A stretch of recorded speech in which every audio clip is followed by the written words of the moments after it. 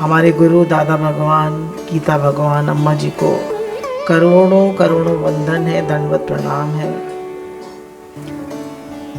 जगत के समस्त देवी देवताओं को हमारा दंडवत प्रणाम है, हमारा नमन है, हमारा हृदय से वंदन है।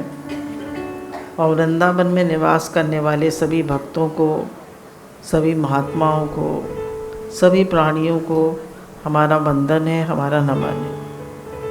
जगत के समस्त प्राणियों को हमारा नमन है, हमारा वंदन है।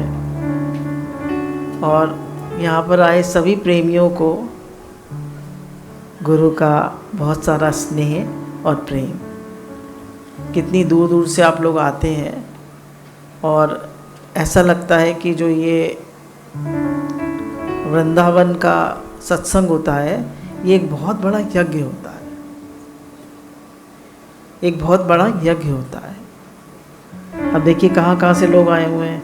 आगरा, दिल्ली, अलीगढ़, गुड़गांव, गाज़ियाबाद, नोएडा, ग्वालियर, जबलपुर, हाथरस, बलदेव, एटा, इगलास, खुर्जा, राया, जाठौर, हैदराबाद, लुधियाना, चंडीगढ़, पठानकोट, मथुरा, वृंदावन, काशीपुर, बांदा, इंदौर, पीलीभीत, 38 शहर के लोग आए हैं।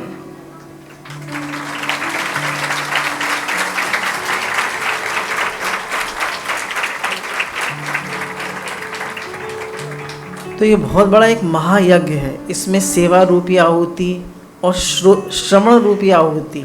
आप श्रवण करते हैं ना, श्रवण मनन निधिध्यासन। खास लाभ कब होता है? जब हम श्रवण करें, मनन करें, और निधिध्यासन मतलब जो आपने सुना है उसको जीवन में लगाएं, तो उसका खास लाभ होता है। तो जो गुरु ने बातें बताई उनको जीवन में लगाइए। कितने लोग सेवा कर रहे हैं इस यज्ञ में, जगह जगह सेवा हो रही है। तो आप सबके हृदय से शुक्राने हैं जो इसमें सेवा रूपी आहुति दे रहे हैं। साउंड सिस्टम की टीम का शुक्राने हैं। कितने एक हफ्ते से लगे हुए हैं वो लोग। एलईडी लगाया, कितनी मेहनत करी, सब ये फ्लैक्स बने, कितनी मेहनत करी गई है, तब ये पूरा शिविर होता है। हमारी टीम जिसने ये सती द्रौपदी चरित्र, जिसके सहयोग से ये पूरा चरित्र लिखा गया है, कार्य हुआ, उन सब के शुक्राने, सभी के शुक्राने। तो हम गुरु भगवान को याद करके, गुरु भगवान को नमन करके, भगवान श्री कृष्ण को याद करके अपना ये प्रसंग आज का शुरू करते हैं। आज का प्रसंग थोड़ा मुश्किल है, तो आप सबका आशीर्वाद और प्रेम की इधर से अभिलाषा है कि आप सबका प्रेम और आशीर्वाद साथ रहेगा, तभी हो पाएगा। ठीक है, ऐसे ऐसे कर दीजिए। हाँ, बहुत शुक्राने, बहुत शुक्राने। अब हम लोग आगे चलते हैं। कल का प्रसंग आपको याद होगा। द्रौपदी का अर्जुन और सुभद्रा से मिलन। 12 वर्ष पूरे होने पर अर्जुन पुनः इंद्रप्रस्थ लौट आए। उनको 12 वर्ष का उन्होंने स्वतः ही वनवास ले लिया था, पर अब वो अकेले नहीं थे। अनेक संबंध स्थापित हो चुके थे। भगवान श्री कृष्ण की बहन सुभद्रा उनके साथ ही आई। माता कुंती और भाइयों से मिलकर अर्जुन द्रौपदी के समीप गए। द्रौपदी ने प्रणय कोपवश कहा, कुंती कुमार, यहाँ क्यों आए हो? वहीं जाओ जहाँ सुभद्रा है। सच है, बंधन को कितना ही कसकर बांधा गया हो, जब उसे दूसरी बार बांधते हैं तब पहला बंधन ढीला पड़ जाता है। यही हालत मेरे प्रति तुम्हारे प्रेम बंधन की है। अर्जुन ने सांत्वना देते हुए बार बार क्षमा मांगी। नाराज हो रही है ना द्रौपदी, तुम दूसरी शादी करके आ गए। फिर अर्जुन ने लाल रेशमी साड़ी पहनकर आई हुई अपार सुंदरी सुभद्रा को ग्वालिन का सा वेश बनाकर महल में भेजा। सुभद्रा ने पहले कुंती के चरणों में प्रणाम किया। कुंती ने उसे हृदय से लगा लिया। फिर सुभद्रा ने द्रौपदी के चरण छूकर कहा, देवी, मैं आपकी दासी हूँ। नम्रता से, प्रेम से हम सबके हृदय को जीत सकते हैं। द्रौपदी तुरंत उठकर खड़ी हो गई। श्री कृष्ण की बहन को हृदय से लगाकर बड़ी प्रसन्नता से बोले, बहन तुम्हारा पति शत्रु रहित हो। सुभद्रा ने कहा, हाँ बहन ऐसा ही हो। द्रौपदी ने सुभद्रा को स्वीकार कर लिया। ये देखकर अर्जुन प्रसन्न हो गए। राजसूय यज्ञ। द्रौपदी और पांडवों का इंद्रप्रस्थ का जीवन बड़ा ही सुखमय था। कुछ काल के पश्चात सुभद्रा ने यशस्वी अभिमन्यु को जन्म दिया। द्रौपदी ने युधिष्ठिर से प्रतिविंध्या, भीमसेन से सोम, अर्जुन से श्रुतकर्मा, नकुल से शुतनीक और सहदेव से शुतसेन श्रेष्ठ पुत्र रत्नों को जन्म दिया। 5 बेटे हुए उसके, 5 पतियों से 5 बेटे। भगवान श्री कृष्ण की सहायता से अर्जुन ने खांडव वन का दहा, देवताओं पर विजय और मायासुर की रक्षा करी। मायासुर से प्रसन्न होकर एक दिव्य सभा का निर्माण किया। फिर पांडवों ने जरासंध को हराकर दिग्विजय करी और राजसूय यज्ञ प्रारंभ हुआ। जरासंध ने तो 16,000 राजाओं को कैद कर रखा था, तो फिर उन सबको छुड़ा के उनको मुक्त किया। भगवान श्री कृष्ण की अग्र पूजा हुई। शिशुपाल ने भगवान श्री कृष्ण का सम्मान देखा ना गया। 100 से अधिक बार भला बुरा कहने पर भगवान श्री कृष्ण ने सुदर्शन चक्र से उसका वध कर दिया। चक्र चलाते समय भगवान श्री कृष्ण की सुकुमार उंगली कुछ छिल सी गई, रक्त निकल आया। ये प्रसंग महाभारत में नहीं, पर ऐसी लोक कथा है। द्रौपदी ने तत्काल अपने सुहाग की साड़ी फाड़कर भगवान की उंगली पर पट्टी बांध दी। श्री कृष्ण ने कहा, अरे कृष्णा ये क्या किया? द्रौपदी कहती है, प्यारे घनश्याम यदि काम आवे आपके, निकाल दूं नसों को, ये तो रेशम के धागे हैं। धागे भी पुराने, इतने दुर्लभ माने, न तो दूल्हे के जोड़े हैं न दुल्हन के बागे हैं। मैंने कहा फाड़ा चीर, रक्त देखी पीर, धागे हुए कि अधीर, स्वयं चीर छोड़ भागे हैं। वे धागे अभागे हैं कि जो बढ़े नहीं भागे, भाग तीने के जागे जो उंगली पर लागे हैं। उन धागों के भाग जाग गए जो आपकी उंगली पर लगे। प्रभु के नेत्र छलक आए। कहा, कृष्णा ये असाधारण भेंट है, बहुत दिनों तक इसका ऋण रख नहीं पाऊंगा। राजसूय यज्ञ श्री कृष्ण की छत्रछाया में पूर्ण हुआ। इंद्रप्रस्थ के राज सिंहासन पर चक्रवर्ती सम्राट युधिष्ठिर विराजित हुए। चारों ओर पांडवों की जय जयकार हुई। अब देखिए, ध्यान दीजिएगा, 5 वीर पति, 5 पुत्र, सारी पृथ्वी का साम्राज्य, सब लोग आज्ञाकारी, श्री कृष्ण जैसे सहायक। द्रौपदी को और क्या चाहिए था? वे सुखी थी, सब प्रकार से सुखी थी। अब देखिए, ध्यान दीजिएगा, समय का पहिया घूमे रे भैया सावधान। अब सीन चेंज हो जाएगा। दुर्योधन माया दानव की सभा में आया। यज्ञ संपन्न होने के पश्चात एक दिन दुर्योधन मायासुर कृत सभा भवन का वैभव देखने आया, जहाँ जल में थल और थल में जल की भ्रांति हो जाने से दुर्योधन अपने को संभाल नहीं पाया और गिर गया। ये देख भीमसेन, अर्जुन, नकल, सहदेव अपने सेवकों के साथ हंस पड़े।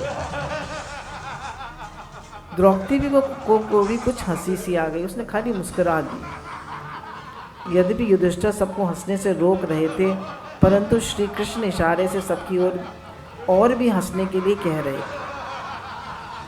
फिर भीमसेन ने दुर्योधन को उठाया और पहनने के लिए नवीन वस्त्र दिए। दुर्योधन का रोम रोम ईर्ष्या व क्रोध की आग में जलने लगा। चीरवर्धन लीला। अब एक ऐसे प्रसंग को की चर्चा करनी है। अब देखिए, ये वाला प्रसंग जो है बड़ा कारुणिक है, इसको बड़े द्रवित करने वाला है। अब एक ऐसे प्रसंग की चर्चा करनी है जिसकी कल्पना मात्र से हृदय में उथल पुथल मच जाती है। द्रौपदी के जीवन की ये सबसे करुण घटना है। इस प्रकार की असहाय अवस्था में द्रौपदी को और कहीं नहीं देखा गया। ऐसी करुण अवस्था जिससे भीम, द्रोण और विदुर की आंखों ने देखने से अस्वीकार कर दिया, जो संसार के इतिहास में भरी सभा में इस प्रकार कहीं नहीं घटी। ऐसी करुण अवस्था जिसने द्वारिका से भगवान श्री कृष्ण को भी खींच लिया। इस घटना के वर्णन करने में केवल एक ही बात ऐसी है जो प्रोत्साहित करती है, वह ये है कि आश्रयहीन द्रौपदी भी आश्रयहीन नहीं है। जगत का आश्रय छूटते ही सर्वाश्रय यानी भगवान का आश्रय मिल जाता है। जब हम संसार का आश्रय छोड़ देते हैं, संसार की आसक्ति छोड़ देते हैं, तो भगवान का आश्रय मिल जाता है। हम देखते हैं और जान पाते हैं भगवान निराश्रय के आश्रय हैं, अशरण के शरण है, दुखियों के त्राता हैं, दीनों के अपने हैं। वे सच्चे हृदय से पुकारने पर दौड़े आते हैं और अवश्य आते हैं। पांडवों की संपत्ति, सुख और कीर्ति देख के दुर्योधन का हृदय जल रहा था। शकुनी ने सलाह दी कि युधिष्ठिर को जुए का खेल बहुत प्रिय है, किंतु उसे खेलना नहीं आता। यदि उनको जुए के लिए बुलाया जाए तो पीछे नहीं हट सकेंगे और मैं छल के पासों से उन्हें बड़ी आसानी से हरा सकता। दुर्योधन के दुराग्रह से पुत्र मोह में अंधे धृतराष्ट्र ने पांडवों के पुत्र को जुआ खेलने के लिए आज्ञा दे दी। इस प्रकार पांडवों को जुए के लिए बाध्य किया गया। जुआ हुआ। जुए में युधिष्ठिर सब कुछ हारकर अंत में नकुल, सहदेव, अर्जुन, भीम और फिर अपने तक को हार गए। परंतु उनके मन में ये कल्पना भी नहीं हुई जुए में स्त्री भी लगाई जा सकती है। खास करके द्रौपदी के संबंध में तो स्वप्न में भी ऐसी बात वे नहीं सोच सकते थे। तभी शकुनी ने कहा, राजन, आप सब कुछ हार गए, परंतु अभी आपकी एक संपत्ति शेष है, आप उसे नहीं हारे। अब की बार आप पांचाली को दांव पे लगा दीजिए। देखिए क्या कैसी नज़र है उन लोगों की। यदि आपकी जीत हो गई तो आप दासत्व से छूट जाएंगे। युधिष्ठिर जुए के ताव में थे। कहा, द्रौपदी त्रिभुवन सुंदरी है। एक आदर्श पति अपनी पत्नी में जितने गुण देखना चाहता है वे सब उसमें विद्यमान है। ऐसी सर्वांग सुंदरी स्त्री शिरोमणि द्रौपदियों के जुए में नहीं लगाना चाहिए। ये जानते हुए भी मैं उसे दांव पे लगा रहा हूँ। नहीं लगाना चाहिए, फिर भी मैं लगा रहा हूँ। हमारा मन कहता है कि नहीं करना चाहिए और फिर भी हम वही काम करते हैं। युधिष्ठिर के मुंह से ये शब्द निकलते ही बुद्धिमानों ने बड़े खेद से कहा, युधिष्ठिर की बुद्धि मारी गई है, धिक्कार है इस बुद्धि को। किसी ने कहा, कपटियों ने युधिष्ठिर को ठग लिया है। तहलका मच गया। भीष्म, द्रोण, कृपाचार्य के सिर पसीने से बहने लगे। विदुर के हाथ से सिर पकड़ लिया, उनका शरीर निश्चेष्ट हो गया। बूढ़े धृतराष्ट्र उसी समय अपने आप को छिपा न सके। वे प्रसन्न होकर पूछने लगे, क्या जीत गए? धृतराष्ट्र की हालत देखी। दुशासन और कर्ण बड़े आनंदित हुए। लोगों की आंखों से आंसू टपकने लगे। शकुनी ने कपट का पासा फेंकते हुए कहा, मैं ही जीता। मैं अपनी कपट की चाल से फिर जीत गया। युधिष्ठिर द्रौपदी को भी हार गए। दुर्योधन ने विदुर को बुलाया और कहा, तुम अभी जाके पांडवों की प्यारी द्रुपद दुलारी कृष्णा को सभा में ले आओ। वे पुण्य न करने के कारण ही पांडवों की स्त्री हुई है। अब आके मेरे घर में झाड़ू दे, दासियों के साथ उन्हीं की तरह रहे। विदुर ने कहा, दुर्योधन तू मूढ़ हो गया है। कोई भी मनुष्य ऐसी बात अपनी मुंह से नहीं निकाल सकता।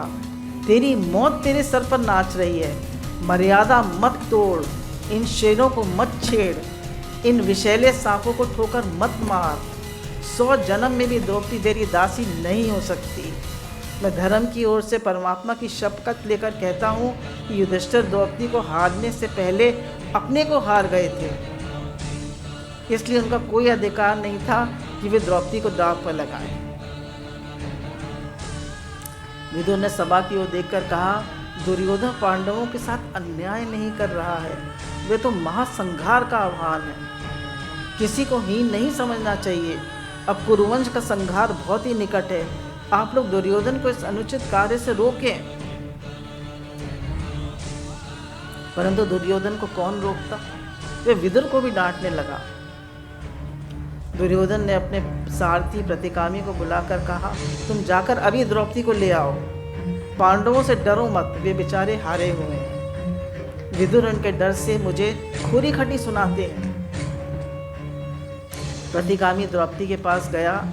उसने द्रौपदी से कहा, राजकुमारी, धर्मराज युधिष्ठिर ने जुए के दाव में आकर आपको दांव पर लगा दिया है। दुर्योधन ने आपको जीत लिया है।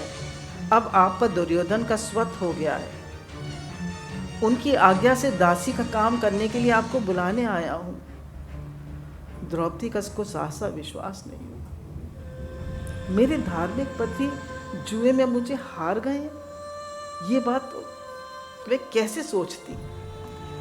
उसने पूछा, क्या उनके पास कुछ नहीं था? इतनी संपत्ति रहते हुए उन्होंने मुझे दांव पर क्यों लगाया?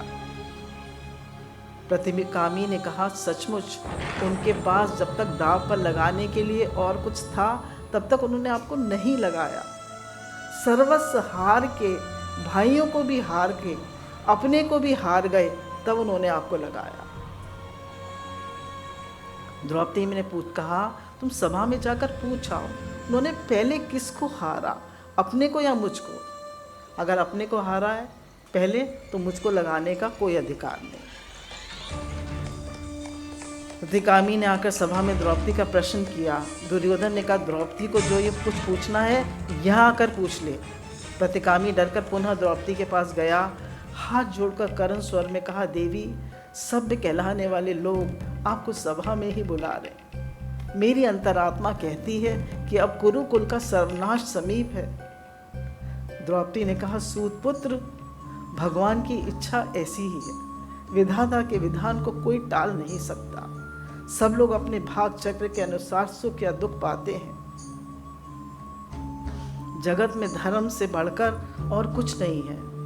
धर्म की रक्षा करने से धर्म हमारी रक्षा करता है। धर्म की रक्षा करने से धर्म हमारी रक्षा करता है। मेरी आंतरिक इच्छा है कि कौरव धर्म से कभी विमुख ना हो।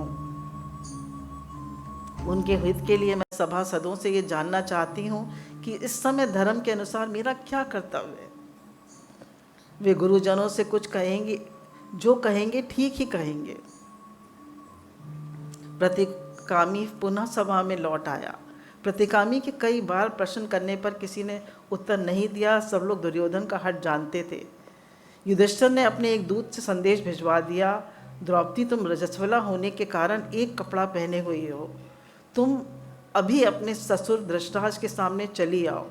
तुम्हें इस दशा में देखकर सभा की सहानुभूति दुर्योधन के प्रति नहीं रह जाएगी। इतना कहकर वे जमीन की ओर देखने लगी। दूत चला गया। पांडवों को उदास देख के दुर्योधन प्रसन्न हो रहा था। दुर्योधन ने दुशासन से कहा, यह प्रतिकामी मूर्ख है, ढीठ है, ये भीमसेन से डरता है। अब इसके लाए द्रौपदी नहीं आएगी। तुम जाओ और उसे बलपूर्वक पकड़ के ले आओ। दुशासन निष्कंठ भाव से पांडवों के महल में घुस गया और जाकर कहा, पांचाली, आओ आओ, हम लोगों ने तुम्हें जीत लिया है। अब लज्जा छोड़कर सभा में चलो और दुर्योधन की सेवा करो। द्रौपदी ने देखा दुशासन की आंखें लाल लाल हो रही हैं। वे जान गई कि मुझे बलात् ले जाना चाहता है। उसे बड़ा दुख हुआ। उसका चेहरा उदास हो गया। वे अपने हाथों से आंसू पोंछती हुई आर्त भाव से रनवास की ओर भागी। गांधारी और कौरवों की स्त्रियां उधर ही थी। तभी दुशासन ने दौड़ के द्रौपदी के लंबे काले लहरदार वाले बालों को पकड़ लिया। मदमस्त दुशासन को क्या पता था कि वही बाल जो एक दिन भीमसेन के द्वारा उसके रक्त से धोए जाएंगे। बाल पकड़ लेने पर सन्हा द्रौपदी भी अनाथ सी हो गई। केले की पत्ते के समान कांपने लगी। दुशासन द्रौपदी को बलपूर्वक खींचकर सभा के पास ले आया। द्रौपदी ने कहा, दुशासन, इस समय मैं रजस्वला हूँ, एक ही साड़ी पहने हुए हैं, गुरुजनों के आगे सभा में मत ले चलो। दुशासन ने जोर से बाल खींचते हुए कहा, तुम रजस्वला हो या तुम्हारे शरीर पर एक साड़ी हो, तुम नग्न क्यों ना हो, इससे हमारा कोई मतलब नहीं। हमने तुम्हें जुए में जीत लिया है, तुम हमारी दासी हो गई हो। दासी को लज्जा कैसी। द्रौपदी के बाल खुले हुए थे, शरीर पर आधी साड़ी ही हट गई थी। लज्जा व क्रोध के मारे उसका हृदय जल रहा था। इसी दशा में वह सभा में लाई गई। द्रौपदी ने धीरे से कहा, इन गुरुजनों के सामने इस वेश में मैं कैसे रहूं? दुशासन, तुम अनार्य पुरुषों की भांति आचरण मत करो, मुझे नग्न मत करो। पांडव कभी धर्म से च्युत नहीं हो सकते, मेरे चित्त में उनका दोष कभी नहीं आ सकता। तुम अधर्म कर रहे हो, इस प्रकार मेरा अपमान करना बड़ा ही अनुचित है। तुम्हें कोई मना नहीं करता। धिक्कार है, 100 बार धिक्कार है। यहाँ भीष्म पितामह, आर्य, द्रोण, महात्मा विदुर बैठे हैं, क्या तुम्हें वे रोक नहीं सकते? द्रौपदी पांडवों की ओर देखने लगी, मानो वे अपने कुटिल कटाक्षों से उनके क्रोध की आग को धधका रही हो। दुशासन, कर्ण, शकुनी द्रौपदी को दासी दासी कहकर ठहाका लगाकर हंसने लगे। सभा में द्रौपदी की ये दुर्गति देख के पांडवों के हृदय की क्या दशा हुई होगी, इसका अनुमान नहीं किया जा सकता। द्रौपदी का प्रश्न पहले से ही था, क्या युधिष्ठिर स्वयं को हारने के बाद पत्नी को दांव पर लगा सकते हैं? क्या धर्म अनुसार मैं कौरवों की दासी हूं? अब भीष्म ने उसके उत्तर में कहा, कल्याणी, धर्म की गति बड़ी सूक्ष्म है। अब देखिए भीष्म पितामह भी कैसे बोल रहे हैं। जो स्वयं हार गया है वह स्वामी ना होने के कारण किसी वस्तु को दांव पर नहीं लगा सकता। साथ ही स्त्री सर्वथा अपने पति के अधीन ही होती। इन दोनों बातों के कारण तुम्हारा प्रश्न का ठीक उत्तर नहीं दिया जा सकता। युधिष्ठिर पृथ्वी के साम्राज्य को सहज भाव से छोड़ सकते हैं, परंतु धर्म नहीं छोड़ सकते, यही मेरा विश्वास है। उन्होंने अपने मुंह से तुम्हें हार जाना स्वीकार किया है, इसी से मैं तुम्हारे प्रश्न का उत्तर देने में असमर्थ हूँ। द्रौपदी ने कहा, दुष्ट, कपटी, ज्वारी लोगों ने जुए में अनभिज्ञ धर्मराज को धोखा दिया है। मेरे धार्मिक पति न जुआ खेलते हैं, न खेलने जानते हैं, न तो उन्होंने इसके लिए कभी कोई उद्योग किया है। धर्मराज के सरल हृदय में ये बात आई नहीं सकती कि हमसे कपट किया जा रहा है। वे भोले भाले हैं और सत्यवादी हैं, दूसरों को वैसे ही समझते हैं। वे दुष्ट के जाल में फंस गए। ऐसी स्थिति में उनका हारना नहीं कहा जा सकता। मैं कुरुकुल के बड़े बूढ़ों से प्रार्थना करती हूँ, वे मेरे प्रश्न पर विचार करें और उत्तर दें। द्रौपदी अपने दीन भाव को प्राप्त पतियों को देखकर रोने लगी। कौरव उसकी हंसी उड़ाने लगे। दुशासन बार बार उसे खींचने लगा। भीमसेन के लिए सब असहाय था। वे क्रोध में आके युधिष्ठिर को कुछ भला बुरा कहने लगा। अर्जुन ने समझाया, भाई अब धर्म को मत भूलिए, बड़े भाई का अपमान मत कीजिए, शत्रुओं का मनोरथ होने में सहायक मत बनिए। भगवान जो कुछ करेंगे ठीक करेंगे, निश्चित है कि ये अपमान ही हमारे अभ्युदय का कारण होगा। भीम शांत हो गए। अब कौरव लोग पांडवों में फूट डालना चाहते थे। सभा में बड़ा कोलाहल हुआ। कर्ण ने दुशासन से कहा, पांडवों और द्रौपदी के कपड़े उतरवा लो।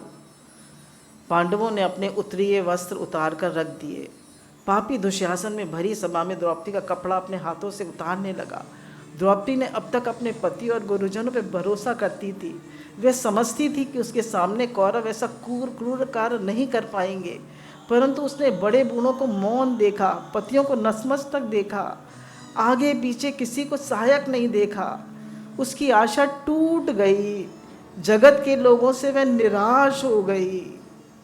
उसने भगवान को पुकारा, उसने कहा, अशरण चरण, हे दीन बंधु, हे दीन दयाल, हे केशव, हे माधव, हे प्राणनाथ, हे गोविंद, हे गोपाल, हे मेरे नाथ, हे मेरे नाथ, मैं अपना अपमान के समुद्र में डूबी जा रही हूँ। ये कौरव मेरा अपमान कर रहे हैं। इन पापियों से आप मुझे बचाइए, मेरी रक्षा करिए, मेरी रक्षा करिए। मैं आपकी शरण में हूँ, मैं आपकी शरण में हूँ। ऐसा कहकर द्रौपदी ने जो साड़ी दांत से पकड़ रखी थी वह भी छोड़ दी और दोनों हाथ जोड़कर भगवान की शरण में चली गई। इस प्रकार त्रिभुवन ईश्वर श्री कृष्ण का स्मरण करके मुंह से ढककर द्रौपदी रोने लगी। गोविंद, श्री कृष्ण अंतर्यामी है, सर्वत्र है।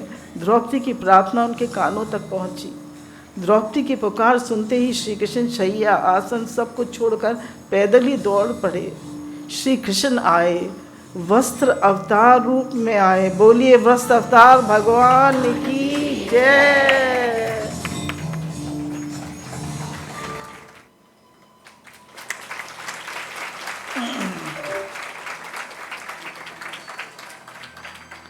किसने रक्षा करी? किसने रक्षा करी? तो जब तक हमारा भगवान से संबंध नहीं होगा, हम उन्हें याद नहीं करेंगे, तो कैसे रक्षा करेंगे? पतियों ने रक्षा नहीं करी, गुरुजन बैठे हुए तो उन्होंने रक्षा नहीं करी, ससुर ने नहीं करी, किसी ने नहीं करी, भगवान ने की। तो इसलिए भगवान से संबंध जरूर बनाइए। गुरु ही हमारा संबंध भगवान से बनाते। धर्म की महिमा का ये अपूर्व दृश्य था। भगवान की शरणागत रक्षा का अनुपम दृष्टांत था। चारों ओर भयंकर कोलाहल होने लगा। लोग दुशासन को गाली देने लगे। द्रौपदी की धर्मशीलता की प्रशंसा होने लगी। भीमसेन से नहीं सहा गया, होठ क्रोध से फड़क उठे। कहा, सभासदों सुन लो मेरी प्रतिज्ञा। ऐसी प्रतिज्ञा न कभी किसी ने की है और न कोई करेगा। इस भरत कुल के कलंक, नीच और पापी दुशासन की छाती बलपूर्वक तोड़कर मैं इसका खून पीऊंगा। उधर वश खींचते खींचते थककर लज्जित होकर इससे नीचा करके दुशासन बैठ गया। सभा में केवल वस्त्रों की राशि दिखने लगी। सभासदों के स्वर से धिक्कार धिक्कार निकलने लगा। सभा में सबके मुंह पर यही बात थी कि ये बड़े बूढ़े लोग द्रौपदी के प्रश्न का उत्तर क्यों नहीं देते। वे उन्हें अन्याय कहने लगे। विदुर जी ने सबका प्रतिनिधित्व किया। उन्होंने कहा, सभासदों आप जानते ही हैं कि धर्मशास्त्रों में सभासदों के लिए क्या नियम लिखे हैं। वहाँ उठने वाले प्रत्येक प्रश्न के संबंध में अपनी सम्मति देना अनिवार्य है। यदि न बोले तो पाप लगता है। जो भी सभासदों से प्रश्न पूछा जाता है, अगर वे उसका उत्तर न दें तो उन्हें पापी कहा जाता है। अब ये लोग सब कोई उत्तर नहीं दे रहे द्रौपदी के प्रश्न का, तो सब पापी हो गए। विदुर के बार बार कहने पर भी किसी ने कोई उत्तर नहीं दिया। कर्ण ने दुशासन से कहा, द्रौपदी हमारी दासी हो चुकी है, इसको महल में ले चलो। दुशासन ने फिर द्रौपदी को खींचने लगा। देखिए हद हो गई। द्रौपदी ने कहा, दुशासन तनिक ठहर जा, मैंने विफलता के कारण अब तक गुरुजनों को प्रणाम नहीं किया। तुम्हारे कारण मुझसे अपराध हो गया। अभी भी देखिए गुरुजनों को प्रणाम कर रही। दुशासन ने फिर द्रौपदी को खींचा और जमीन पर गिर पड़ी। द्रौपदी ने विलाप करते हुए कहा, समय का कैसा फेर है, भागर का चक्र कैसा अद्भुत परिवर्तन है। स्वयंवर की सभा के अतिरिक्त मुझे और किसी ने कहीं नहीं देखा। वायु और सूर्य भी मुझे स्पर्श करने और देखने का साहस नहीं करते थे। वही मैं आज भरी सभा में खींची जा रही हूँ, गिराई जा रही हूँ। हाय रे देव, तो अभी क्या कराना चाहता है? क्या मेरा दुर्भाग्य कभी पूरा नहीं हुआ? पांडवों के देखते देखते दुशासन मेरा स्पर्श कर रहा है। गुरुजन वहीं बैठे हुए हैं, उनके मुंह से बकार नहीं निकलती। मैं जिनकी बहू हूँ, जिनकी बेटी के समान हूँ, उन्हीं लोगों के देखते देखते और जिन्हें मुझे अपनी बहन समझना चाहिए, उन्हीं लोगों के हाथों से दुष्टुम की बहन, पांडवों की पत्नी और श्री कृष्ण की सखी मुझ द्रौपदी की ये दशा। क्या आप लोग यही उचित समझते हैं? मैं आप लोगों से पुनः पूछती हूँ कि मैं कौरवों की दासी हुई हूँ या नहीं? मैं आप लोगों की आज्ञा का पालन करूँ? बार बार एक ही प्रश्न पूछ रही। भीष्म पितामह ने कहा, कल्याणी, इतने कम समय में कोई सिद्धांत निश्चित नहीं कर सकता। हाँ, इतना अवश्य कह सकता हूँ, अब कौरव वंश का नाश होने वाला है। बेटी, ऐसे संकट में पड़ के भी तुम धर्म का अनुसंधान कर रही हो, ये तुम्हारे योग अनुपम आदर्श। तुम्हारे प्रश्न का ठीक ठीक उत्तर यदि युधिष्ठिर दे दें तो ये समस्या हल हो जाएगी। अब युधिष्ठिर के पास आ गए। अब देखिए वो लोग और युधिष्ठिर धर्मनिष्ठ हैं, वो कुछ बोलेंगे नहीं। भीष्म पितामह इस प्रकार कहते देखकर दुर्योधन की बन आई। वह मुस्कुराता हुआ द्रौपदी से कहने लगा, तुम अपने पतियों से उसका उत्तर क्यों नहीं पूछती? यदि चारों पांडव कह दें कि तुमको दांव पर लगाने का अधिकार युधिष्ठिर को नहीं था तो मैं तुम्हें मुक्त कर दूंगा। स्वयं युधिष्ठिर ही कह दें, द्रौपदी को दासी बनाने का मेरा अधिकार नहीं है, बस इतने से ही तुम्हारा काम बन जाएगा। अब द्रौपदी की देखिए, अपने को वहाँ अनुभव करके देखिए, उसकी सहनशीलता और वीरता की हद। द्रौपदी ने कुछ नहीं कहा, शांत रही। ध्यान दे, द्रौपदी कोई साधारण स्त्री नहीं है। वे दुर्योधन की एक एक चाल खूब समझती है।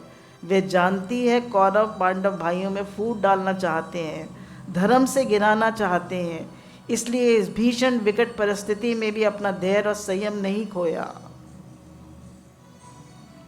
दुर्योधन मुस्कुराने लगा, बार बार पांडवों को चिढ़ाने लगा। उसकी दुष्चेष्टा देख के भीमसेन जोर से बोल उठे, सभासदों सुन लो मेरी प्रतिज्ञा। अब वो दिन दूर नहीं जब मैं गदा से क्रूर दुर्योधन की जांग तोड़ दूंगा। उसी समय धृतराष्ट्र ने अग्निहोत्र भवन में गीदड़ घुस गया और वे ऊंचे स्वर से बोलने लगा। साथ ही गधे और अनेक अशुभ पक्षियों के शब्द बोलने लगे। सभी लोग अनिष्ट की आशंका से भयभीत हो गए।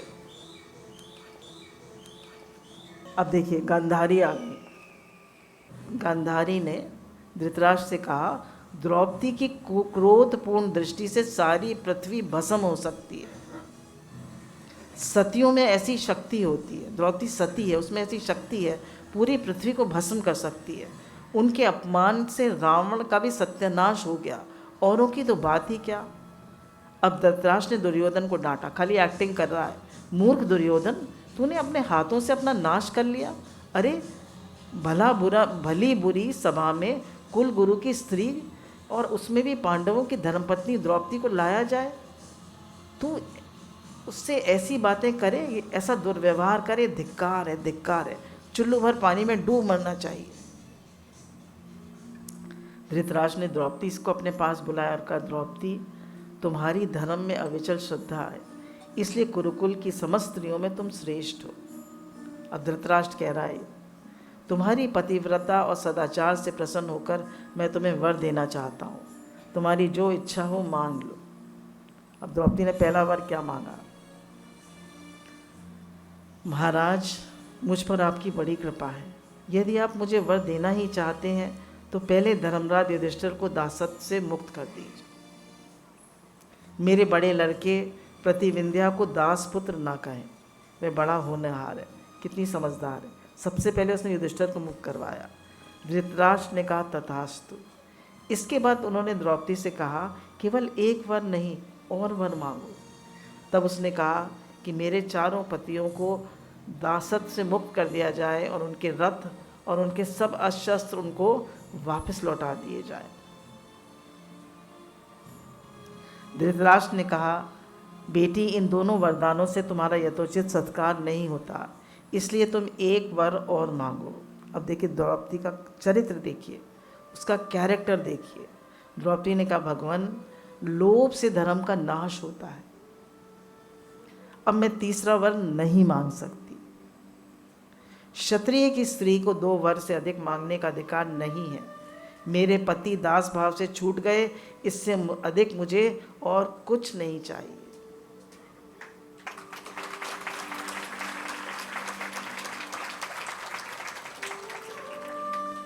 उस समय कर्ण के मुंह से बरबस निकल पड़ा, संसार में जितनी भी स्त्रियों की प्रशंसा मैंने सुनी है, उनमें एक की बात भी ऐसी नहीं सुनी जो द्रौपदी के समान हो सके। द्रौपदी त्रिभुवन में अनुपम है। अगर हमारे लोग प्रशंसा करें,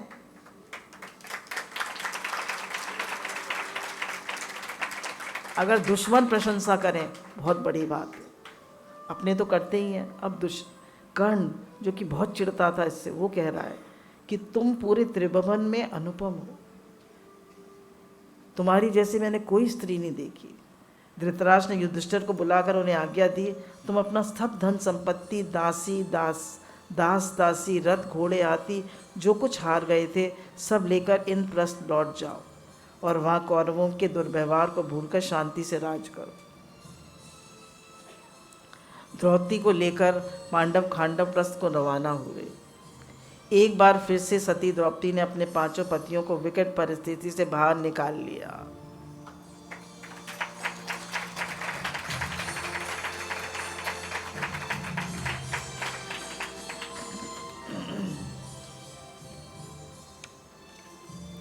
अब देखिए कितनी मतलब विधि का विधान कैसा है।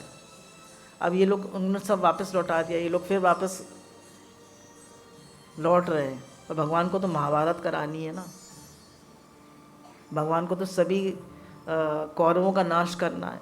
तो फिर देखिए लीला आगे क्या चलती है। धृतराष्ट्र ने धर्मराज युधिष्ठिर की सारी संपत्ति लौटा दी, उन्हें दासता से मुक्त कर दिया और वे अपनी राजधानी के लिए रवाना हुए। यदि ये बात यहीं समाप्त हो जाती तो फिर आगे कोई झगड़ा ना होता, परंतु ऐसा हुआ नहीं। दुशासन की प्रेरणा, शकुनी की सलाह से दुर्योधन ने अपने पिता के पास जाकर बहुत उल्टा सीधा समझाया और पुनः जुआ खेलने की अनुमति ले ली। देखिए कैसी लीला बनी पड़ी। गांधारी के बहुत मना करने पर भी पुत्र मोह के कारण धृतराष्ट्र ने जुआ खेलने की आज्ञा दे दी। अब देखिए, अगर पुत्र मोह है ना, सब कुछ क्या किससे हो रहा है खराब? पुत्र मोह से। पुत्र मोह के कारण सब अनर्थ हो रहा। अब धृतराष्ट्र ने फिर आज्ञा दे दी, कहता नहीं हमने सब कुछ वापस कर दिया है, अब नहीं वो होगा, अब जुआ नहीं खेला जाएगा। कौरवों ने जाके युधिष्ठिर को रास्ते में ही लौटा लिया। युधिष्ठिर ने भी देव की ऐसी इच्छा समझकर अपना द्यूत रण निमंत्रण स्वीकार कर लिया। अब वो भी देखिए, उसने भी स्वीकार कर लिया। शकुनी ने कहा, राजन इस बार हम ऐसी बाजी लगा रहे हैं, यदि आप लोग हार जाएंगे तो 12 वर्ष तक वन में रहेंगे, 13 वर्ष में अज्ञातवास करेंगे। यदि इस वर्ष में हमारा पता लग जाए तो हम फिर 12 वर्ष तक वनवास में रहेंगे। वन में मुनियों के वेश में रहना होगा। ऐसे ही यदि आप हार जाएंगे तो आपको द्रौपदी के साथ ऐसे ही करना पड़ेगा। 13 वर्ष बीत जाने पर आपको अपना राज प्राप्त कर मिलेगा। कहीं आपको स्वीकार है ना? आप सब जानते हैं 12 वर्ष का वनवास और 1 साल का अज्ञातवास। वो भी अगर इनको पहचान लिया गया उस साल में तो इन्हें फिर 12 वर्ष वनवास दिया जाएगा। शकुनी की बात सुनकर सभी सदस्य उसको धिक्कारने लगे, परंतु धर्मराज युधिष्ठिर ने स्वीकार कर लिया। शेष पांडवों की इच्छा न होने पर भी वे युधिष्ठिर के विपरीत भला क्या बोल सकते थे। धर्मनिष्ठ बड़े भाई का आदर, जो युधिष्ठिर ने कह दिया मान लिया। अब फिर से जुआ हुआ। शकुनी ने कहा मैं जीत गया, ये कहते हुए उसने पासा फेंका और कपट के पासे होने से सचमुच जीत गया। उसके सब पासों में 6 नंबर लिखा था, कुछ भी फेंकता वो 6 ही आते, वो जीत जाता था। वन में चारे की तैयारी होने लगी। पांडवों ने राजसी पोशाक उतारकर मृगचर्म धारण किए और गुरुजनों के हाथ जोड़कर आशीर्वाद लिया। विदुर ने कहा, युधिष्ठिर, आर्य कुंती बूढ़ी है, उन्हें वन के दुखों का ज्ञान नहीं है, इसलिए उनका वन में जाना ठीक नहीं है। वे यहीं मेरे घर में आदर सत्कार के साथ रहें। युधिष्ठिर ने उनकी बात मानी। कुंती का गला रुध सा गया, वह अचेत हो गई। बड़े कष्ट से उसने अपने को संभाल कर, द्रौपदी ने, मतलब ये कुंती कह रही, कहा द्रौपदी बेटी, तुम साध्वी, सुशीला और प्रतिव्रता हो, धर्म को जानती हो, सदाचार का पालन करती हो। तुमने अपने गुणों से पिता और पति दोनों के ही कुल को उज्जवल किया है।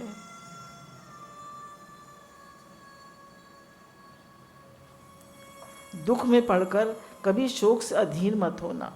मैं तुम्हारे मंगल की कामना करती हूँ। ग्लानि मत करना। धर्म और गुरुजन तुम्हारी रक्षा करेंगे। सहदेव का विशेष ख्याल रखना। सहदेव माद्री के पुत्र हैं ना, सबसे छोटे हैं, वे अभी बालक है। एक वर्षा द्रौपदी ने कुंती की आज्ञा स्वीकार की। अब द्रौपदी आज्ञा लेकर बाहर निकली, तब उसके बाल बिखरे हुए थे। वो अपने पतियों के पीछे पीछे चलने लगी। सारे हस्तिनापुर में हाहाकार मच गया। स्त्रियां रो रही थी, पुरुष विलाप कर रहे थे। कौरवों को छोड़कर ऐसा कोई नहीं था जिसकी आंखों में आंसू ना हो। पशु पक्षी तक रोने लगे। जिस द्रौपदी को बड़े बड़े देवता भी नहीं देख सकते थे, उसे आज पैदल चलने वाले गांव वाले भी देख रहे थे। जो पांडव पृथ्वी के एक छत्र सम्राट थे, उन्हें पहनने के लिए आज वस्त्र भी नहीं थे। द्वारिका में अस्त्र विद्या सीखने के लिए गए हुए द्रौपदी के नन्हे नन्हे बच्चों को खबर भी नहीं दी जा सकी। 5 पुत्रों को खबर भी नहीं मिली। एक मां के हृदय के लिए सोचो, क्या जन्म भर से जिसकी सेवा की गई उस माता को छोड़ना पड़ा। दूध के फेन के समान शैया पर सोने वाले पांडवों को आज जमीन में भी सोने की जगह मिलेगी या नहीं, इसमें संदेह हो गया। भला किस सहृदय का हृदय ना विहर उठेगा। प्रकृति ने अपने विरोध का विपुल प्रदर्शन किया। प्रचंड आंधी चलने लगी, बिजली कड़कने लगी, ओले बरसने लगे, रथशालाओं में आग लगने लगी, ध्वजाएं टूट गई, सियार गधे चिल्लाने लगे।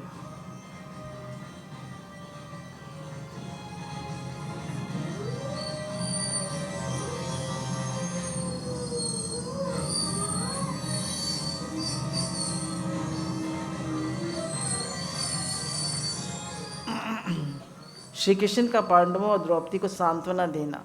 पांडवों ने वनवास का समाचार चारों ओर फैल गया। यादव भी श्री कृष्ण के आगे उनसे वन में मिलने आने लगे। भगवान श्री कृष्ण ने कहा, कौरवों ने पांडवों के साथ छल और बेईमानी की। सब जानते थे जिन्होंने छल और बेईमानी की है। उन पापियों का खून पीने के लिए पृथ्वी प्यासी हो गई है। अब वे दिन दूर नहीं जब दुष्ट कौरव अपने अनुचरों और बंधुओं के सहित मारे जाएंगे और धर्मराज युधिष्ठिर राजगद्दी पर बैठेंगे। इन आतताइयों, धोखेबाज दुरात्माओं को मार डालना ही सनातन धर्म के अनुकूल है। मैं ये सब काम स्वयं करूँगा। अब जब तक पाप का घड़ा बढ़ेगा नहीं, तब तक फूटेगा नहीं। अब भगवान क्या करें। इतना कहते कहते श्री कृष्ण अधीर हो उठे। ऐसा जान पड़ो वे सब लोगों को जला डालेंगे। द्रौपदी भी वहाँ बैठी थी। धृष्टद्युम्न आदि भाई उसको घेरे हुए थे। उसके हृदय में करुणा, आत्मसम्मान और धर्म की प्रतिष्ठा की अभिलाषा जग रही थी।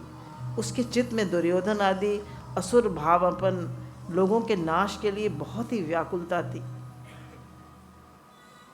भगवान श्री कृष्ण की स्तुति करके द्रौपदी ने कहा, कमल नयन श्री कृष्ण, मैं तुमसे अपना दुखड़ा क्या रोऊं, तुम अंतर्यामी हो।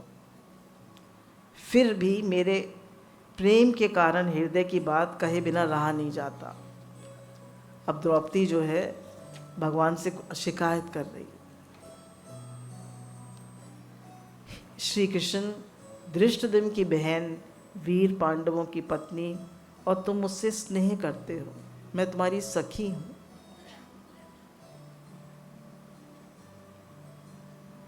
द्रौपदी भगवान की सखी है। क्या ये लाज की बात नहीं कि मैं रजस्वला होने पर भी भरी सभा में गुरुजनों के बीच खींच कर लाई जाऊं और मुझे नग्न करने की चेष्टा की जाए, और भगवान आप सब देख रहे थे। उस समय लोग मुझे देखकर हंस रहे थे। दुष्टों ने मुझे दासी का सा व्यवहार किया, गंदी गंदी गाली दी। मैं भीमसेन के बल और अर्जुन के गांडी धनुष को धिक्कारती हूँ। उन्होंने अपनी धर्मपत्नी की रक्षा का धर्म पालन नहीं किया। आज मैं अपने बच्चों से बिछड़ी हुई। मेरी सास आर्य कुंती मेरे पास नहीं है। मेरा हृदय दुख और संताप से हर घड़ी जल रहा है। मुझे ये बात कभी नहीं भूलती कि दुशासन ने पांडवों के सामने मेरे केश पकड़ के खींचे। मैं क्रोध से जली जा रही। इतना कहते कहते द्रौपदी का गला भर आया। उनकी आंखों में आंसुओं की धारा बहने लगी। उन्होंने अपने दोनों हाथों से अपना मुंह ढक लिया। थोड़ी देर के बाद अपने को संभाल कर लंबी लंबी सांसें लेते हुए, आंखें पोंछते हुए द्रौपदी ने कहा, श्री कृष्ण, इतने दिन तक मुझे मालूम हुआ कि मेरे पति, पुत्र, भाई बंधु, पिता, माता कोई नहीं है, और मैं क्या कहूँ। श्री कृष्ण, तुम भी मुझसे उदासीन हो। ऐसा ना होता तो क्या तुम मेरा अपमान सहन कर सकते थे? वे दुख अभी मेरी छाती को जला रहा,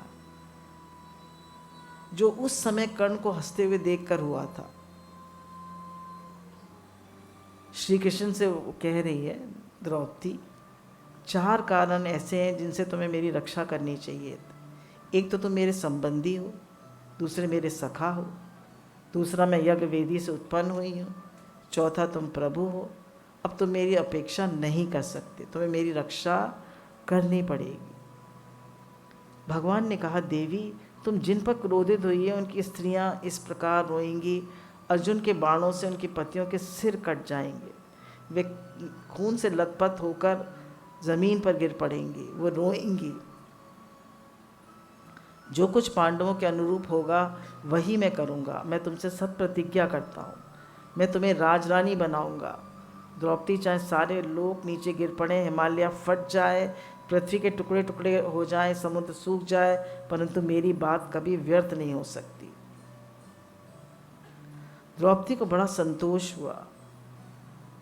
उसे ऐसे दिखने लगा मानो कौरवों का संहार हो गया। अब भगवान श्री कृष्ण ने युधिष्ठिर से क्या कहा, यदि मैं उस समय द्वारिका में होता तो आप लोगों को ये कष्ट क्यों करना पड़ता। द्वारिका में मैं तो ये थे नहीं, ये शाल्व को मारने गए हुए थे। तो अब देखिए, जुआ एक ऐसा व्यसन है, कोई भी व्यसन हो, अगर आपको खाली जुआ नहीं, कोई भी व्यसन हो, वो आपकी दुर्गति करता है। इसलिए हमारे गुरु कहते हैं दुर्व्यसनों का त्याग कर। उसमें युधिष्ठिर में सिर्फ एक दुर्व्यसन था, जुआ खेलना, और उससे इतनी लीला हो गई। इस प्रकार युधिष्ठिर आदि पांडवों को समझाकर भगवान श्री कृष्ण ने द्वारिका की यात्रा की। श्री कृष्ण के वियोग से द्रौपदी को बड़ा दुख हुआ। सभी सगे संबंधी चले गए। द्रौपदी के साथ पांडव वहाँ श्री कृष्ण कीर्तन करते हुए निवास करने लगे। अब देखिए, लोग 12 साल वनवास में रहे, है ना, 12 साल। तो 12 साल वनवास में रहने पर इन्होंने क्या किया, तो उन्होंने संतों के संग सत्संग किया, भजन किया और गुरुजनों का संग किया। भक्ति में ही शक्ति है। द्रौपदी में, पांडवों में जो भी शक्ति है वह भगवान से, भगवान के नाम के स्मरण से आई थी। अब हम लोग थोड़ी देर कीर्तन करेंगे, आप लोग सब भी साथ में कीर्तन करिएगा, क्योंकि अब हम लोग ऐसा सोच रहे हैं, हम लोग उस सीन में से गुजर रहे हैं जब पांडवों को वनवास हो गया। अब सब गुरुजन उनके साथ गए हैं और काफ़ी संत लोग उनके साथ गए हैं। उन्होंने कहा कि हम आपके साथ रहेंगे। तो अब तो हम थोड़ी देर कीर्तन करेंगे।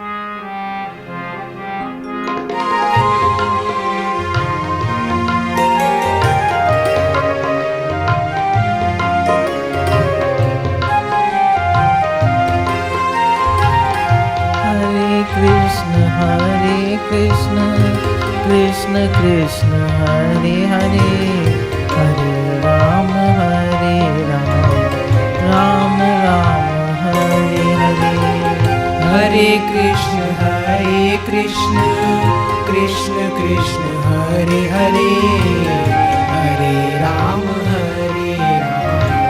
राम राम हरे हरे। कृष्ण कृष्ण कृष्ण हरे हरे हरे राम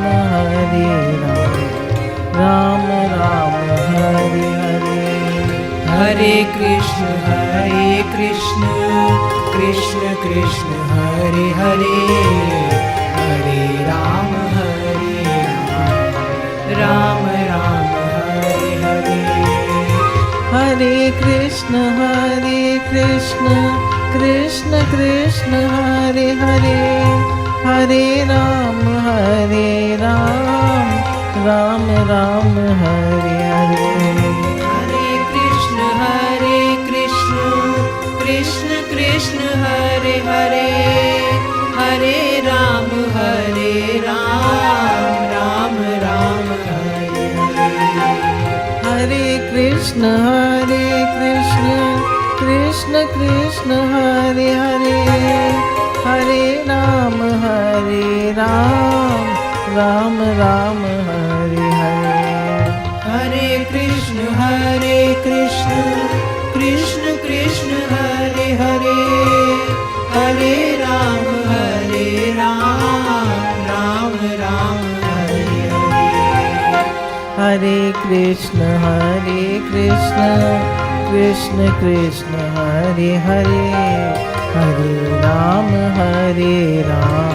राम राम हरे हरे हरे कृष्ण कृष्ण कृष्ण हरे हरे हरे राम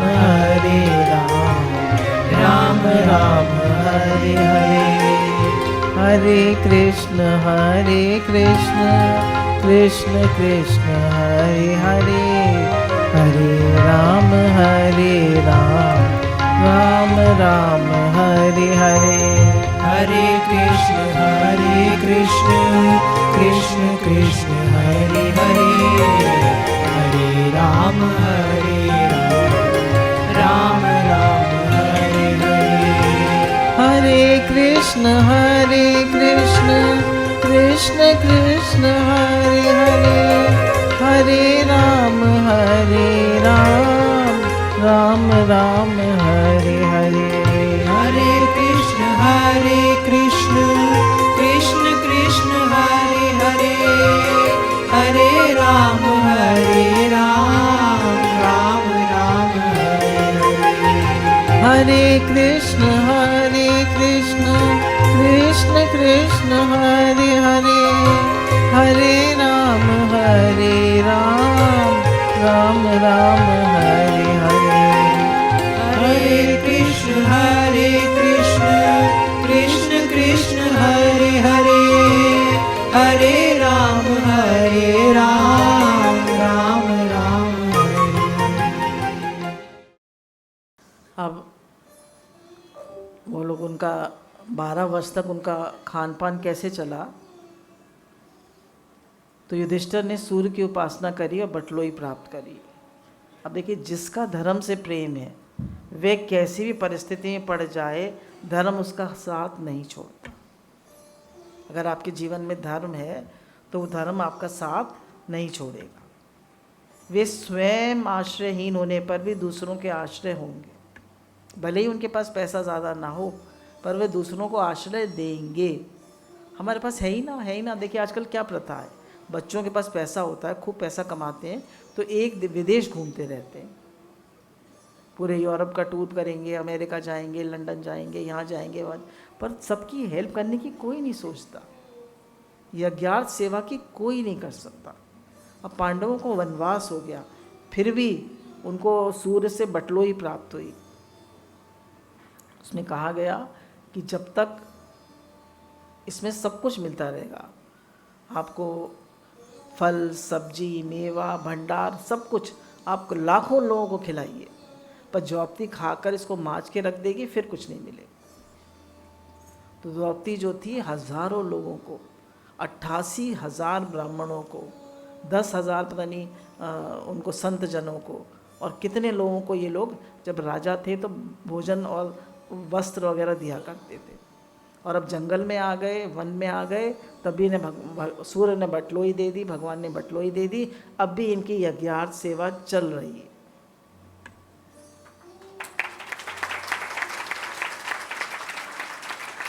कितनी बड़ी बात है। क्यों?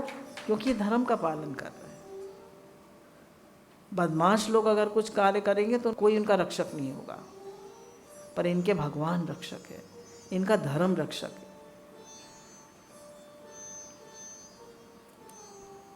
तो इनको बटलोई प्राप्त हुई। अब देखिए, ये बहुत इम्पोर्टेंट है, युधिष्ठिर और द्रौपदी का संवाद। ये द्रौपदी ने युधिष्ठिर से संवाद किया है।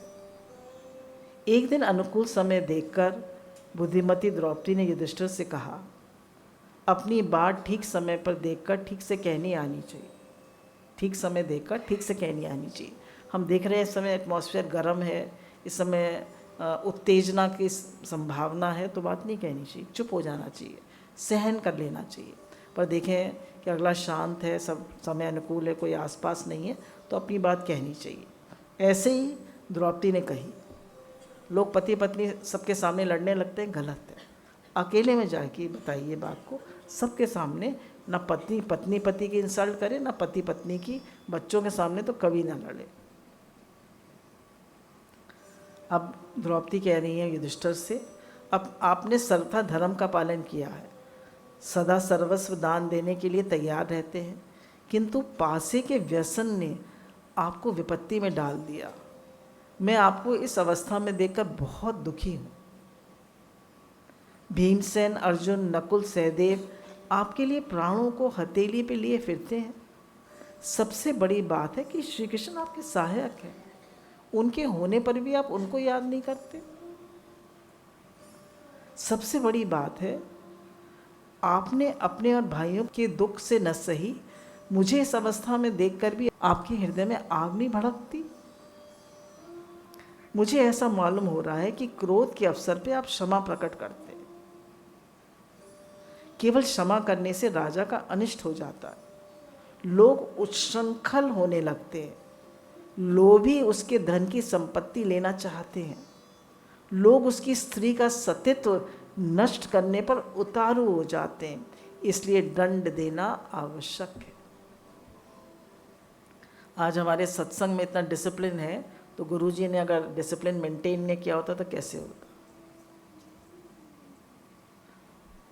अम्मा जी ने, आज गुरु भगवान ने डिसिप्लिन मेंटेन नहीं किया होता, तो देखिए वो कह रहे हैं कि जहाँ दंड देने की आवश्यकता है वह दंड देना आवश्यक है, क्षमा भी और दंड भी, दोनों।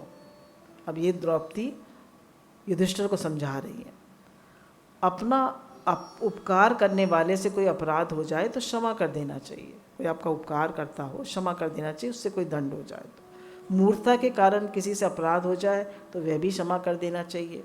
जानबूझकर अपराध करे पर अपनी गलती स्वीकार कर ले तो भी क्षमा कर देना चाहिए।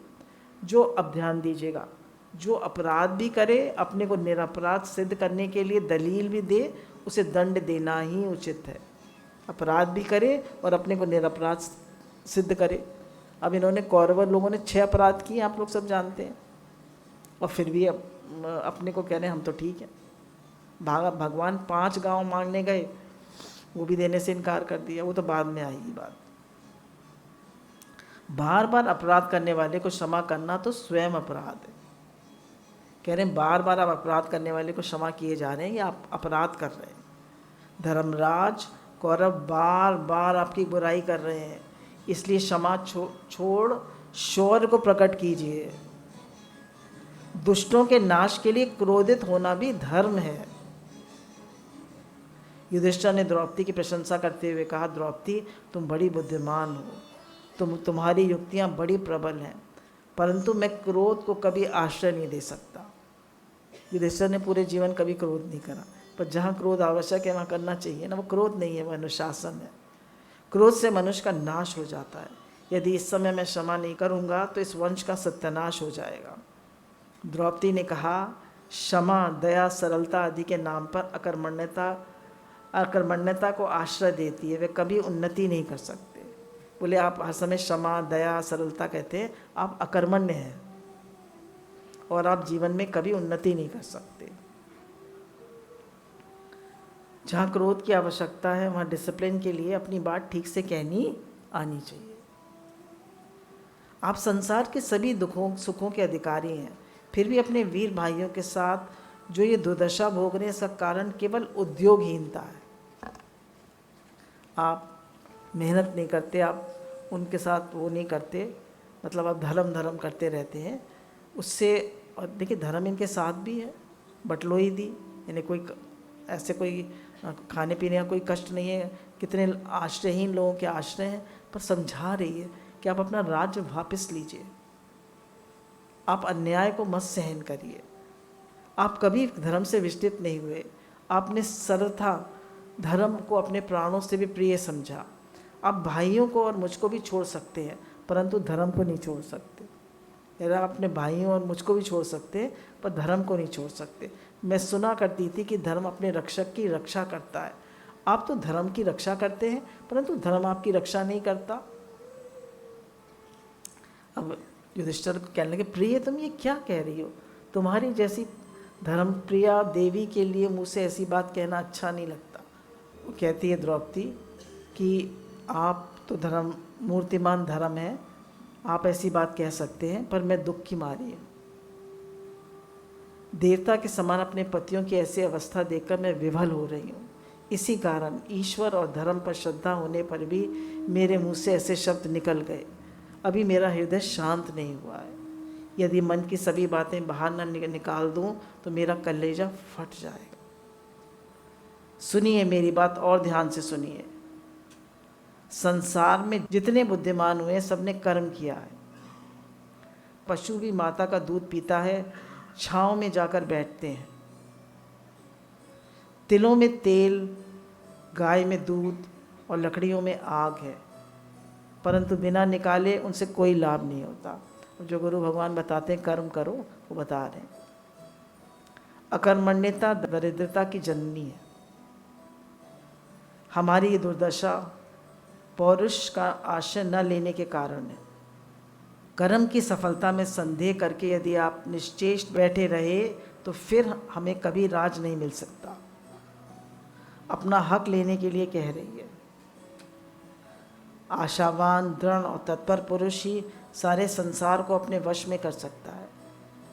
मैं असमर्थ हूँ, ऐसा कभी नहीं सोचना चाहिए। ये तो आत्मा का अपमान है। इतना ही कहा जाता है आसान है, सब हो जाएगा, भगवान साथ है, गुरु साथ है। पराक्रम का आश्रय लेकर साम दान दंड भेद का प्रयोग करिए। मैंने अपने पिता के यहाँ विद्वान ब्राह्मणों के मुख से बृहस्पति की पूरी नीति सुनी है। मैं आपसे सत्य कहती हूँ, अब हम लोगों का इसी में कल्याण है कि पौरुष के द्वारा क्षत्रियों को परास्त करके पुनः अपनी संपत्ति को प्राप्त किया जाए। द्रौपदी की बातें सुनकर भीमसेन की सांसें लंबी लंबी चलने लगी। वे क्रोधित होकर धर्मराज को उत्तेजित करने लगे कि हम अभी कौरवों पर चढ़ाई करते हैं। युधिष्ठिर ने उन्हें समझाया और कहा, जब हम 12 वर्ष तक वनवास और 1 वर्ष तक अज्ञातवास करने की प्रतिज्ञा कर चुके हैं, तब किसी भी कारण से ये प्रतिज्ञा तोड़ी नहीं जा सकती। ये समय बीतने के बाद अवश्य विचार करेंगे। अब देखिए थोड़ी सी शिक्षा है, ध्यान दें। द्रौपदी कोई साधारण स्त्री नहीं है, भगवान की लीला में सहायक है। उनका जन्म ही अधर्म के नाश के लिए हुआ है। इसलिए हाथ पर हाथ धरे बैठे पांडवों को वे उत्तेजित कर रही हैं। अपने हक के लिए लड़ाई करें, साथ ही उनके हृदय में उत्साह और स्फूर्ति का संचार भी कर रही है। अब देखिए जब महाभारत का युद्ध आया तब भी तो अर्जुन जाके रथ के पीछे बैठ गया कि मैं अपने भाईजनों को, गुरुजनों को नहीं मारूंगा। तब भी उसके सामने धर्म आ गया। फिर भगवान ने क्या कहा, आतताइयों को मारो, ये तुम्हारा धर्म है। द्रौपदी मूर्तिमान शक्ति हैं, उनमें ओज विनय का अद्भुत सम्मिश्रण है। जहाँ आवश्यकता नहीं वहाँ मौन रहती है, जहाँ पर ज़रूरी है वहाँ अपनी बात कहे बिना रुकती नहीं। जहाँ अपनी बात कहनी चाहिए वहाँ बोलिए, ठीक समय देख के बोलिए और ठीक से अपनी बात कहना सीखिए। सच है, यदि द्रौपदी और भगवान श्री कृष्ण नहीं होते तो महाभारत कभी नहीं होता। पांडव भी कभी अपने हक के लिए आवाज़ नहीं उठा पाते। बोलिए सच्चिदानंद भगवान की जय। हमारे श्याम सुंदर भगवान की जय। हमारे सद्गुरुदेव भगवान की जय। जय जय श्री राधे श्याम।